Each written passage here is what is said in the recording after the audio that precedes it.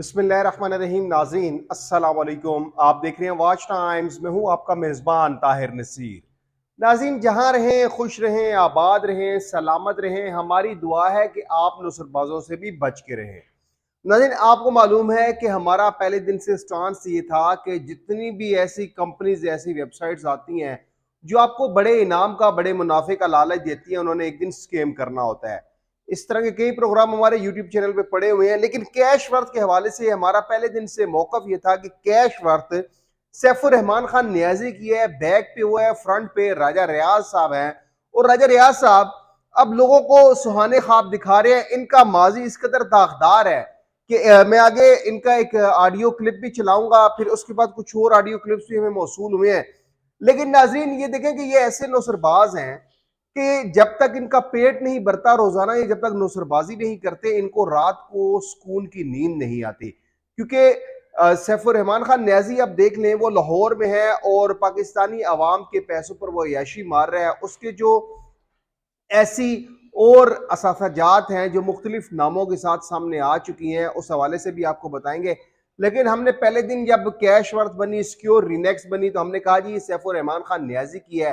आपने नहीं माना, लेकिन आज मैं साबित करूंगा कि वाकई सैफुर रहमान खान न्याजी ही कैश वर्थ चला रहा है। और वो किसकी जबानी होगा? वो राजा रियाज की जबानी होगा। आप खुद सुन लीजिएगा।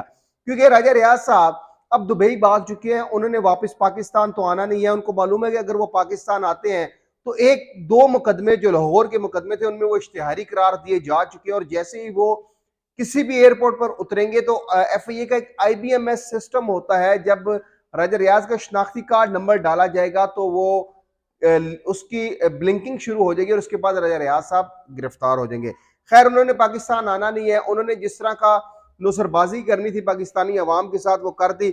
लेकिन सैफुर रहमान खान न्याजी अब लाहौर में मुलाकातें कर रहे हैं। नाज़रीन B4U के वो गरीब मुतासरीन जिन्होंने अपने अरबों रुपए सैफुर रहमान खान न्याजी के पास इस वजह से जमा करवाए थे कि शायद उनको मुनाफा मिले, लेकिन वो सैफुर रहमान खान न्याजी अब लोगों को ये कह रहा है जी आप कैश वर्थ में आए, कैश वर्थ मेरी ही कंपनी, आप इसमें इन्वेस्टमेंट करें ताकि आपका जितना भी कैपिटल B4U का डूबा हुआ है वो आपको मिल सके। इस हवाले से हम सबूत भी चलाएंगे और सैफुर रहमान खान न्याजी के कुछ ऐसे पैगाम जो हमें मौसूल हुए हैं वो भी चलाएंगे। लेकिन उससे पहले कि ये चीजें मजीद चलाऊं, राजा रियाज क्या कह रहा है B4U के मुतालिक, राजा रियाज सैफुर रहमान खान न्याजी के मुतालिक क्या कह रहा है। क्योंकि हमारा मौकफ था कि कैश वर्थ सैफुर रहमान खान न्याजी किया, उसकी तस्दीक राजा रियाज ने कर दी। राजा रियाज तो हमेशा से किश्तियां जलाकर निकलता है, क्योंकि राजा रियाज हमेशा से पाकिस्तानी अवाम को लूटने के लिए निकलता है। राजा रियाज हमेशा से कहता है कि जहां पे भी जाऊं वहां पे जो दिहाड़ लगे, वो दिहाड़ीदार बंदा है, उसकी दिहाड़ी अच्छी लगती रही है B4U में।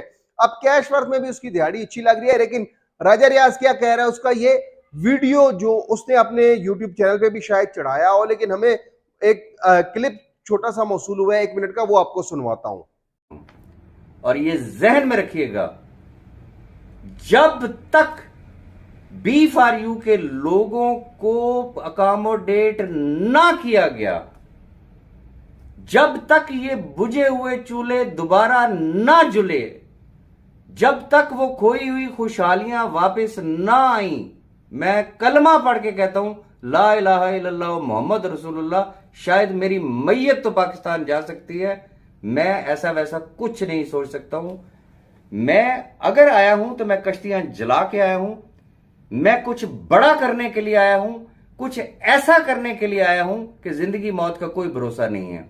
मैं अगर इस दुनिया में ना भी रहा तो कम से कम लोग मेरे किरदार को याद रखें कि मैंने इन लाखों खानदानों के लिए कुछ किया था। मैं किताबी बातें करने का हरगिज हरगिज कायल नहीं हूं। मैं प्रैक्टिकल आदमी हूं। पास्ट में भी मैंने प्रैक्टिकल। जी तो नाजरीन ये आपने राजा रियाज का क्लिप सुना, उसमें वो किश्तियां जलाकर निकलते हैं, कलमा पढ़ते हैं। क्योंकि ये जो नौसरबाज होते हैं, जो झूठे होते हैं, जो फराडी होते हैं, जो मक्कार होते हैं, अल्लाह माफ करे, इन्होंने कसम और कलमा हमेशा अपने लब पे रखा होता है कि जैसे ही कोई बात है फंसने वाली तो फौरी तौर पर ये रब्बे कायनात को सामने ले आते हैं, रब्बे कायनात को बीच में ले आते हैं। क्योंकि राजा रियाज हो गया, सैफुर रहमान खान न्याजी हो गया, जितने भी और नौसरबाज हैं वो हमेशा इस्लाम से शुरू करते हैं। इन लोगों का काम होता है नुसरबाजी करना। अब राजा रियाज कहते हैं जी कलमा भी उन्होंने पढ़ा, उन्होंने कहा जी मैं किश्तियां जला कर आया हूं। तो राजा रियाज साहब जब आप B4U में एंटर हुए थे उस वक्त भी आप किश्तियां जलाकर निकले थे, अब भी आप किश्तियां जलाकर इस मुल्क से भाग चुके हैं।